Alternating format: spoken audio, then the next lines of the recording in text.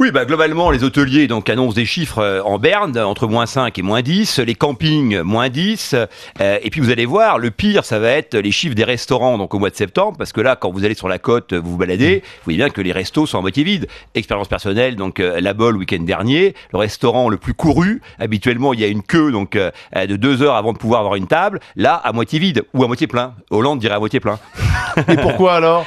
Parce que pourtant, la météo est bonne. Hein. Oui, alors je pense qu'il y a deux choses. D'abord, donc les étrangers sont plus là. Bon, les Allemands, les Anglais, les Hollandais, cette année, ils sont où? En Espagne. Bon. Parce que c'est moins cher?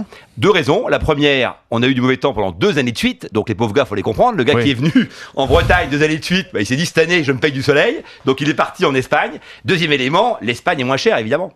L'Espagne est moins chère. Oui, à tous les niveaux. Mais quelle est la différence pourtant entre l'Espagne et la France, qui sont deux pays comparables? La différence, elle est claire. D'abord, l'Espagne joue le tourisme donc à fond. Alors que nous, effectivement, donc on le joue mollement. C'est-à-dire que nous, on a un patrimoine exceptionnel et en fait, on est un peu assoupi. Nous, on joue sur nos acquis.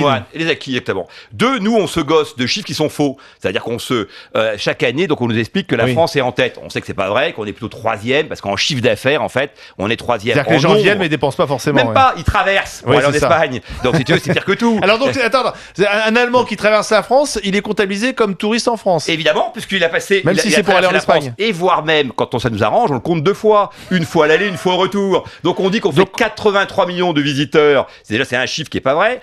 Donc on bidonne les chiffres en fait. Bien sûr, évidemment. Mais de toute façon, la politique, c'est que ça. D'ailleurs, il y en a marre. Le vrai problème aujourd'hui de la rupture entre le politique et l'électeur, donc et la vie civile, c'est que les gens se rendent bien compte qu'on nous mène en bateau sur tous les sujets, celui-là y compris. Regarde Paris. On t'explique Paris, c'est formidable, le tourisme marche à fond, mais tous les commerçants sont en berne. Mais quand tu parles avec les commerçants, ils osent pas en parler de manière forte parce qu'ils ont toujours peur de se faire emmerder. Donc si tu veux, tu parles avec les comités Champs-Élysées, Vendôme, tous ces comités, on dit que Paris, etc. c'est la ville la plus visitée au monde.